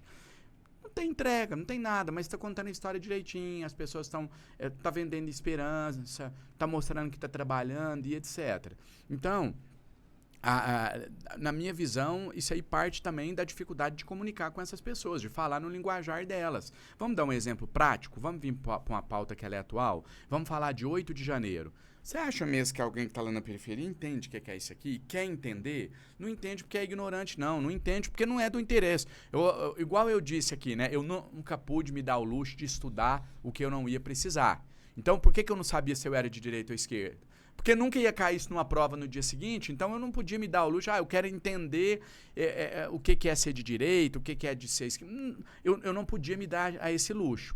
É a mesma coisa, as pessoas não podem se dar o luxo de querer saber o que é 8 de janeiro. Então, por exemplo, essa coisa... E aí eu me incluo nisso, a gente entra aí na ondinha, né? Bolsonaro denunciado, golpe... Ninguém tem nada daquilo ali, ninguém sabe nem o que é aquilo. Agora vai lá e fala assim, o Bolsonaro mandou matar o Lula, concordou com matar o Lula. O Bolsonaro é a favor de militares torturarem mulheres grávidas. Você mandou muito bem ontem na pauta do Zema, contra do tipo, querem acabar com o Bolsa Família. É outro exemplo. E ninguém entrou na pauta. Por quê? Porque eles não sabem que aquilo para o povo é relevante, porque eles não sabem traduzir aquilo numa linguagem popular, mas veja que o não ter o contato com essas pessoas antecede o não saber traduzir para uma linguagem popular. Não é que não sabem porque não têm capacidade, porque não têm intelecto. Pelo contrário, o nosso campo são de grandes intelectuais, de pessoas com grande capacidade cognitiva, diga-se de passagem. Não sabem porque não sabem... O que antecede isso é o contato com essas pessoas que o nosso campo não tem mais. E aí o do Zema, por exemplo, o Zema vai e fala num ato lotado de prefeitos, pedindo os prefeitos para dificultarem o acesso ao Bolsa Família, porque por causa do Bolsa Família as pessoas não trabalham mais. Ele nem sabe que não precisa estar desempregado para receber o Bolsa Família. Você tem a limitação de renda per capita, mas não é um critério não trabalhar. Então ali ele destila preconceito, ele faz um apelo para os prefeitos dificultarem, é uma declaração de guerra contra o Bolsa Família. Agora imagina se fosse o contrário, se o Lula tivesse feito isso. Lembra que a gente falou da unificação da pauta? Tava o país inteiro de ponta a ponta. E aqui eu vou mais, eu não estou falando só dos atores políticos, não. Todos nós temos que entender a nossa responsabilidade. O campo da direita, quando eles querem triturar uma reputação, por exemplo, quando eles querem criar uma narrativa, todos os deputados federais, os senadores, os prefeitos, os vereadores, os artistas, cantor, ator, atriz, jornalista, todo mundo entra na mesma pauta. O nosso campo não. Cada um está falando uma coisa diferente. Cada um está contando isso. Esse episódio do Zema passou despercebido. Eu citei ali, mas o Janones fez um post. É um post Imagina se o país tivesse falado nisso ontem. O Zema estava numa crise, hoje ele tinha que soltar uma nota, ele ia cair 5 pontos no Datafolha. O país falando nisso ao mesmo tempo, sim. Bombardeando. Mas ninguém fala nada. O que, de fato, é um negócio muito doido, né? Porque o Bolsa Família... Vou voltar para a questão das pesquisas. Estou tentando manter aqui também, trazer algumas coisas mais técnicas para a gente... Cara, o Bolsa Família é um programa aprovado, inclusive dentro da direita. O grau de aprovação do Bolsa Família no Brasil é de algo de quase 80%. Nem quem é contra tem coragem de falar que é contra. Tem os radicais ali que se posicionam, fazem um pouco dessa fala, mas assim, é uma fala de diálogo com radicais. Isso é um negócio que a gente sabe usar muito pouco. Voltando na campanha do Lula de possibilidade de diálogos com o povo evangélico, eu dei o exemplo das empregadas. Né? Sabe outra pauta que foi super importante pra gente? para diminuir o apoio dos evangélicos ao Bolsonaro, a questão das armas. Porque ele modula. Então, se a gente não faz chegar nos evangélicos o fato de que Bolsonaro e o bolsonarismo querem armar todo mundo, por quê? Porque a mulher evangélica média, se o cara tem arma em casa, ela sabe que ela pode tomar um tiro a qualquer momento. Exato. Então, ela é contra este processo. E tem um movimento majoritário de mulheres neste lugar, que também valorizam a questão dos auxílios do Estado. Então, olha só, auxílio é pauta, arma é pauta, a questão das domésticas e dos direitos é pauta. E a gente está abrindo mão deste público, que se importa com várias questões que são importantes para a gente, em nome de um proselitismo político. Olha, muito absurdo. O mesmo cidadão que recebe o Bolsa Família, vou pegar um exemplo que diz que a Maria recebe o Bolsa Família, beleza. A Maria também é uma evangélica, ela frequenta a igreja evangélica. E para ela também, vamos pôr que ela, por questões religiosas, enfim, isso é muito pessoal, por uma questão de princípios dela, para ela a pauta mais importante é a família tradicional. Mas percebe que ela também recebe o Bolsa Família. Nós estamos falando da mesma pessoa. Então, Maria recebe o Bolsa Família, tem 3 filhos para criar. Maria está feliz agora porque o Lula vai dar o gás de graça, ela vai ter o gás de graça. E a Maria, à noite, vai na igreja evangélica e ela entende que tem uma ameaça comunista no Brasil e que a gente tem que ser contra, a gente tem que defender a família tradicional. Beleza.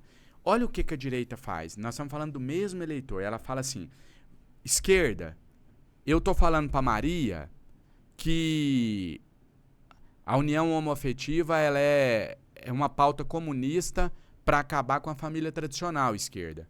Aí eu, esquerda, falo, isso é uma mentira sua e entro na pauta dela. Eu vou disputar a Maria. Eu vou disputar a Maria na categoria, na especialidade da direita. Da direita.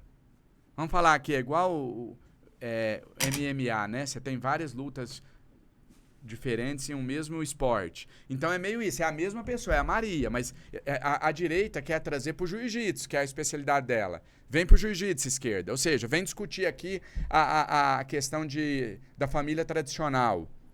E a esquerda pega e vai, em vez da esquerda pegar e falar assim, não, Maria, vem cá. Não, isso aí eu não tenho opinião, não. Esquece, deixa isso pra lá. Eu só quero te contar uma coisa, Maria. Você sabia que esse campo aí que tá falando que você é de família tradicional quer acabar com o seu Bolsa Família? Que você precisa para alimentar seus 3 filhos? E eles querem acabar também com... Eles são contra o gás de graça que o Lula vai te dar agora? Percebe como aí eu tô trazendo o debate? Nós estamos falando do mesmo eleitor. Só que eu tô trazendo pra minha arena. A direita leva pra arena dela. E aí a gente entra num ponto mais específico ainda, da questão de... Eu falei da unificação da pauta, né? Agora um outro. A gente deixar que eles ditem a narrativa. Né? Tem influenciador muito... Uma das primeiras vezes que eu me reuni com o Lula, ele tinha falado ele tinha encontrado com a Anitta uns dias antes.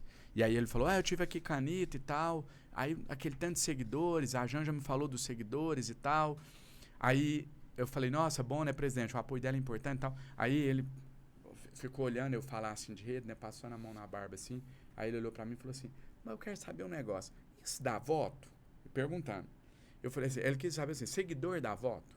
Eu falei, presidente, depende de como o público foi formado. Se eu trouxe 30 milhões de pessoas pra minha rede falando de política, dá voto. Se eu trouxe falando de água mineral... A hora que eu falar de política, ninguém vai votar, porque eles não foram atraídos para a minha rede para falar sobre aquilo. Então, a gente deixa eles ditarem a pauta. Eu dei esse exemplo da Anitta porque tem eu não vou citar nome, mas, por exemplo, tem um grande influencer no nosso país, do nosso campo de esquerda, que prega que a gente tem que desmentir fake news. Já lançou até livro ensinando a desmentir fake news. Eu ia fazer essa pergunta. Já entra nela, então. Eu sou absolutamente contra. Como combater as fake news? Você não desmente fake news. Infelizmente, você não desmente fake news.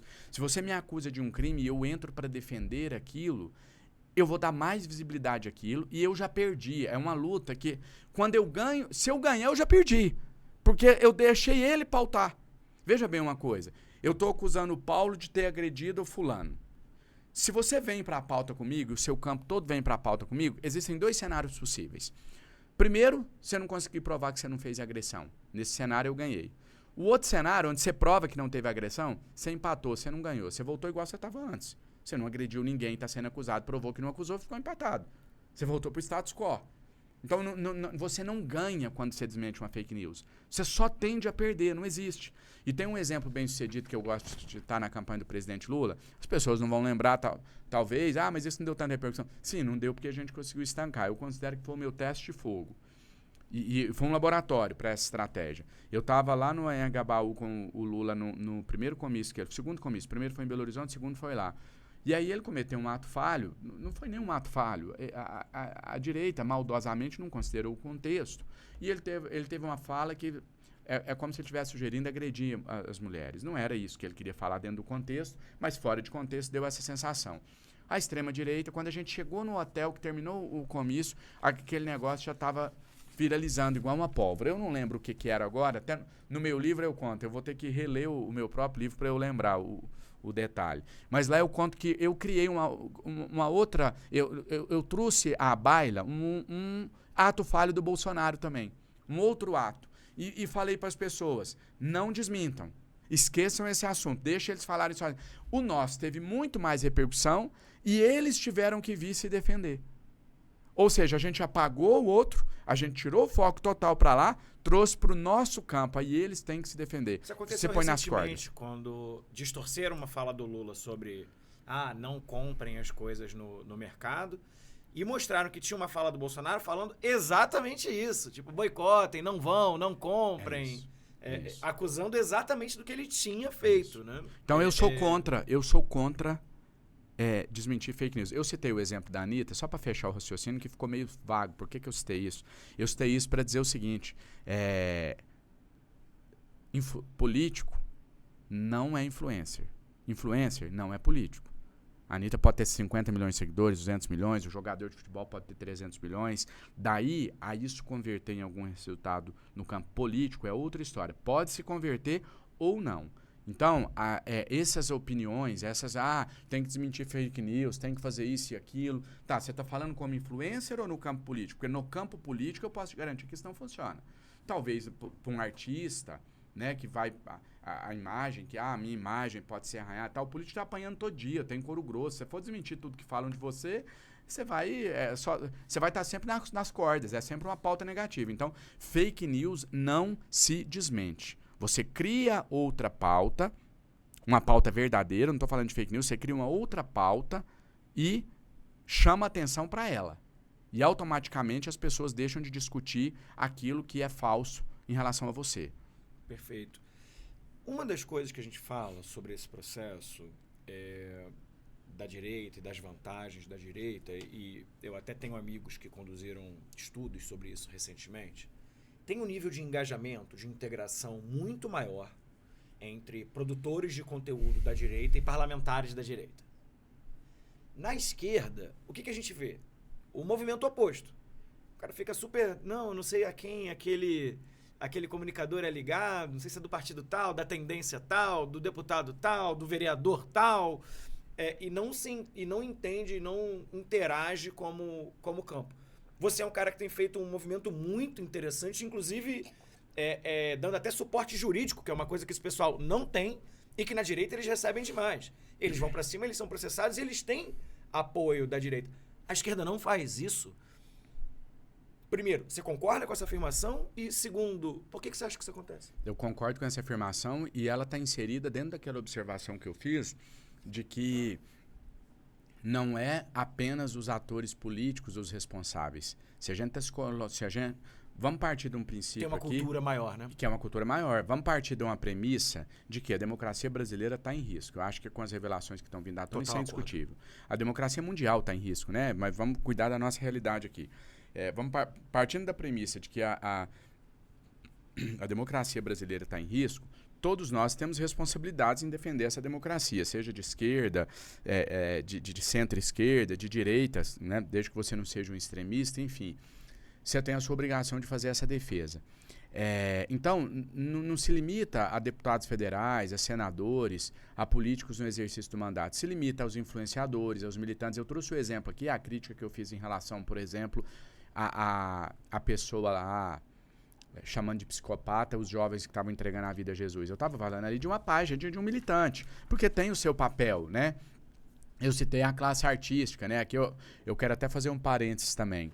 Eu era, assim, durante o período eleitoral, eu era o ponto de referência, né? De compartilhamento de conteúdo e tal. E eu vi de perto ali o quanto essa classe, nossa, nós precisamos vencer, porque nós estamos sendo criminalizados. Quando fala em Lei Rouanet, as pessoas querem morrer, trata a gente como bandido, o cinema brasileiro foi criminalizado, a arte, a música. Tá, conseguimos vencer a ameaça do golpe do Bolsonaro, os artistas voltaram a ser valorizados, nós temos aí, ainda estou aqui concorrendo ao Oscar no momento máximo do nosso cinema. E cadê essa classe artística? Aí agora tá lá com um nojinho, colocando assim, ai meu Deus, que coisa feia lá, não, que baixaria. Eu sou artista, eu concorro ao Oscar, eu sou um grande intelectual, eu sou da Academia Brasileira de Cinema. Aí na hora que a água bater na bunda de novo, aí vai voltar de novo, pedindo bênção, pedindo, ai, temos que vencer a democracia. É de 4 em 4 anos a defesa da democracia. Então, você ganha a eleição, aí você vai pra casa curtir sua vida, você vai voltar pros seus clubinhos fechados de intelectual, de alto nível, esquece o povão. Aí depois de 4 anos, aí você volta de novo. Pra falar, olha, gente, tô aqui para defender a democracia, faz videozinho cantando jingle, é isso. Não é. A democracia, a defesa da democracia tem que ser uma vigília constante. Então, fecho o parênteses, volto para a parte das páginas de esquerda, dos influenciadores. E a extrema-direita faz o contrário, né? É bom lembrar, eu não sei se você repara as páginas que o Bolsonaro tem dado em entrevista, essa postura ele sempre manteve, desde quando chegar a presidente. Sempre teve. Ele dá atenção uma página, eu já vi... Eles investem muito na formação do ecossistema. Às vezes é um Exato. cara pequenininho, eles pegam, E valorizam sobem aquele esses cara caras. e daqui a pouco estão criando outro e outro e outro e outro. Paulo, quando o Bolsonaro não era presidente ainda, quando ele ainda voava abaixo do radar, eu já o acompanhava. Eu não era deputado, estava lá no interior de Minas, mas eu já o acompanhava pelas redes. E eu me lembro quando ele filiou no PSC em 2016, ele ficou 1 ano lá. E ele pegou um hábito, ele fazia lives em grupo de Facebook. Você tem noção do que é grupo de Facebook? Eu acho que poucas pessoas ainda estão no Facebook, né? Pelo menos da classe média para cima. Quem ainda tá, grupo de Facebook, para quem não sabe o que é lá, brechó, compra e venda, toda cidade tem lá o grupo principal da cidade. As pessoas entram para se informar. Eu já vi o Bolsonaro fazer live em grupo de Facebook, com um desconhecido lá do interior do país, lá, de uma cidade lá que ninguém sabe onde tá. Por quê? Porque era um defensor, é o que você falou. A extrema-direita sempre investiu e investe na formação do ecossistema. Lembra o que eu falei da sensação do coletivo? Eles têm essa sensação de que eles são uma peça e uma engrenagem. E a gente deixou o individualismo tomar conta. E vários deles são nomeados em gabinete, recebem apoio financeiro, tem um monte de coisa. Exato. Mas, cara, a Brasil Paralelo investe mais em tráfego pago, em ads ali, em propaganda digital na Meta, do que o governo federal, gente. É esse nível de disputa cultural que os caras estão fazendo. Sim. É esse nível de investimento. Ainda que investimento também seja um problema do nosso campo. E a gente mostrou na campanha eleitoral que quando o nosso campo se une, ninguém se iguala. Lembra o que eu disse? A gente atropelou eles nas redes. E ali a gente ganhou o centro, né? A gente ganhou o centro, exato. Deputado, a gente está chegando agora no fim. Quero te agradecer muito. Então, queria pedir um pouco das tuas palavras finais, deixando uma questão. O que mais você acha importante sobre esse processo que a gente carinhosamente chama aí de janonismo, que eu de fato acho que, cara, se a esquerda tivesse de fato te ouvindo, a gente estava num outro lugar. Que elementos você acha dali que ainda a gente poderia avançar como campo? Quais são esses avanços que você acha possíveis dentro desse processo que você está vendo, desse novo modelo de comunicação? Olha, eu entendo que a gente precisa deixar o preconceito de lado, deixar o elitismo, voltar a dialogar com as nossas bases, entender que a gente está em um período de exceção, né? Nós estamos vivendo uma guerra real. Isso que veio à tona aí, Paulo, agora, de golpe de Estado e etc., a gente sempre soube disso. nos bastidores. A gente não tinha como provar, mas a gente sempre soube que aquilo estava acontecendo. Você tinha informação de um colega ou do outro. Eu não vou citar nome aqui, mas tem um episódio, acho que eu nunca falei isso em uma entrevista, em um podcast, é a primeira vez. Eu não vou citar nomes, mas em setembro de 2021, uma pessoa, também não vou falar o partido, senão fica fácil de identificar, mas uma pessoa me ligou, falou, ia tratar outra coisa comigo, um deputado também, presidente de um partido.